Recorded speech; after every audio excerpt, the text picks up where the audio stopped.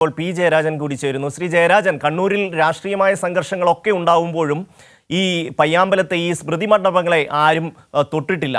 ഇതിപ്പോൾ CPM-ന്റെ സമുന്നതരായ നേതാക്കളുടെ സ്മൃതി മണ്ഡപങ്ങളെ അപമാനിക്കുന്ന രീതിയിലുള്ള പ്രവൃത്തിയാണ് ഉണ്ടായിരിക്കുന്നത്. ശ്രീ പി ജയരാജൻ, ഈ തെരഞ്ഞെടുപ്പ് അങ്ങേയറ്റം സമാധാന അന്തരീക്ഷത്തിലാണ് നടന്നു വരുന്നത്.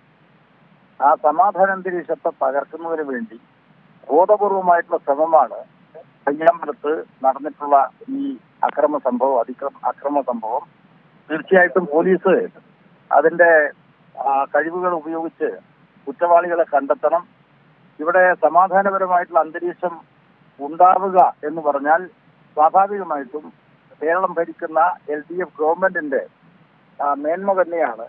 ആ മേന്മ അംഗീകരിക്കാതിരിക്കത്തക്ക വരിക ഇവിടെ സംഘർഷഭരിതമായിട്ടുള്ള അന്തരീക്ഷത്തിലാണ് തെരഞ്ഞെടുപ്പ് നടക്കുക എന്ന് വരുത്താനുള്ള ആസൂത്രിതമായിട്ടുള്ള പരിശ്രമമാണ്. ഇതിനെതിരായിട്ട് ശക്തമായിട്ടുള്ള നടപടികൾ സ്വീകരിക്കണം.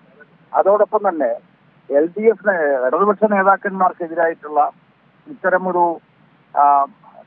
ഹീനമായിട്ടുള്ള കൃത്യം നടത്തിയത് സംബന്ധിച്ച് വലതുപക്ഷക്കാരായിട്ടുള്ള ആളുകളുണ്ട്. പ്രത്യേകിച്ച് കോൺഗ്രസും അതിന്റെ സ്ഥാനാർത്ഥിയായിട്ടുള്ള സുധാകരൻ CPM-നെതിരായിട്ട് അക്രമത്തിന്റെ ശൈലി എപ്പോഴും ഉപയോഗിക്കുന്ന ഒരാൾ കൂടിയാണ്. അതുപോലെ തന്നെ RSS നടത്തിയിട്ടുള്ള നിരവധി ആക്രമണങ്ങളൊക്കെ CPM വിരുദ്ധ ആക്രമണങ്ങളാണ്.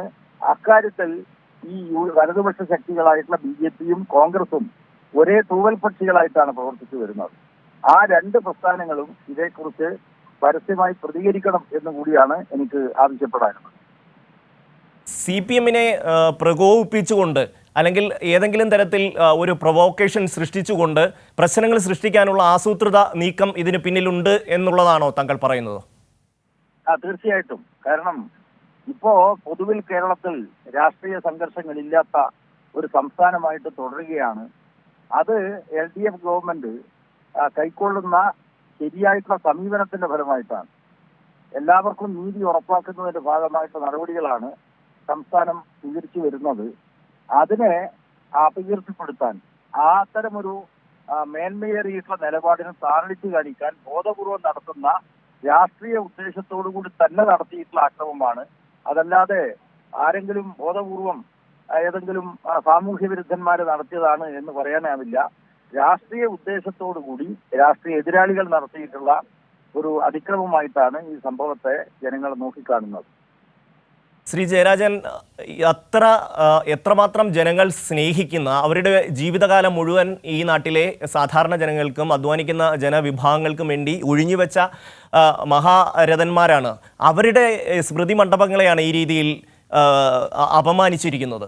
അപ്പോൾ എത്ര രാഷ്ട്രീയ വൈരാഗ്യമുണ്ട് എന്ന് പറഞ്ഞാൽ പോലും അതിനപ്പുറത്തേക്ക് ഒരു കാടത്തം നിറഞ്ഞ ഒരു സമീപനം ഇക്കാര്യത്തിൽ ഉണ്ടായിട്ടുണ്ട് എന്ന് പറയാതിരിക്കാൻ കഴിയില്ല. ശ്രീ പി ജയരാജൻ, തീർച്ചയായിട്ടും അങ്ങേയറ്റം കാടത്തപരമായിട്ടുള്ള നീക്കം തന്നെയാണ്. പൊതുവിൽ വലതുപക്ഷത്തായാലും ഇടതുപക്ഷത്തായാലും പൊതുവിൽ നമ്മുടെ നല്ല പാരമ്പര്യത്തെ ഉയർത്തിപ്പിടിക്കുന്ന ഒരു സംസ്കാരമുള്ളവരാണ്. ഇപ്പോ UDF-ന്റെ ഭാഗമായിട്ട് കോൺഗ്രസിലും അതുപോലെയുള്ള പാർട്ടികളിലൊക്കെ നല്ല സംസ്കാരമുള്ളവരുണ്ട്.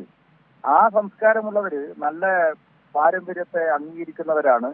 ആ പാരമ്പര്യത്തിലെ നന്മയുടെ ഭാഗമായി ദേശീയ സ്വാതന്ത്ര്യ സമരത്തിലടക്കം ഉയർന്നു നിന്ന പാർട്ടി നേതാക്കന്മാരെയാണ്, അവരുടെ സ്മൃതി കുടീരങ്ങളെയാണ് ഇവിടെ താറടിച്ചത്. തീർച്ചയായിട്ടും അങ്ങേയറ്റം കാടത്തപരമായിട്ടുള്ള ഒരു സംഭവം തന്നെയാണ് നടന്നിട്ടുള്ളത്. ഇതിനെതിരായിട്ട് പോലീസ് നടപടിയെടുക്കുക. അതോടൊപ്പം തന്നെ ഇതര പാർട്ടി നേതാക്കന്മാർ, UDF-ന്റെയും BJP-യുടെയും നേതാക്കന്മാര് ഇത് സംബന്ധിച്ച് പ്രതികരിക്കണം എന്ന് കൂടിയാണ് എനിക്ക് ആവശ്യപ്പെടാനുള്ളത്. നന്ദി ശ്രീ ജയരാജൻ.